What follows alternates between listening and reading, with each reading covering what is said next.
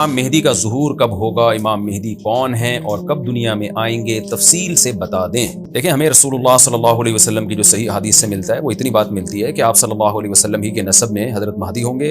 उनका नाम आप सल्लल्लाहु अलैहि वसल्लम के नाम जैसा होगा, कुरैश में से होंगे, और जिस दौर में आएंगे वो हज़रत ईसा अलैहिस्सलाम भी उन्हीं के बाद फ़ौरन नाजिल होंगे, उस दज्जाल भी उसी वक्त ज़ाहिर होगा। ये तीनों चीज़ें एक ही वक्त पे होंगी, दज्जाल, हज़रत ईसा अलैहिस्सलाम और हज़रत महदी। और हज़रत महदी दिमिश्क में मस्जिद में नमाज के लिए खड़े होंगे कि अचानक हज़रत ईसा अलैहिस्सलाम फरिश्तों के कंधों पे हाथ रख के दिमिश्क के मीनार पे उतरेंगे, फिर वहां से सीढ़ियों से नीचे आएंगे क्योंकि दारुल अस्बाब में दाखिल हो चुके हैं। हज़रत महदी उनसे कहेंगे कि आप नमाज पढ़ाएं, वो इनकार करेंगे। हज़रत महदी की इक़्तिदा में हज़रत ईसा अलैहिस्सलाम नमाज पढ़ेंगे और फिर दोनों की इक़्तिदा में जिहाद होगा। तो मुजाहिदीन के इमाम होंगे हज़रत महदी। इतनी बात हमें मालूम होती है। चंद बातें और हैं रिवायात में जो मिलती हैं। एक रिवायत में आता है, तिरमिज़ी की रिवायत है, इतने बड़े बड़े अनार पैदा होंगे कि उसके छिलके को लोग साइबान के तौर पर इस्तेमाल करेंगे। एक एक अंगूर का दाना कई लोग निचोड़ के पिएंगे, यानी बरकतें अल्लाह की तरफ से ऐसी खुल जाएंगी, तो पूरी दुनिया में अमन होगा।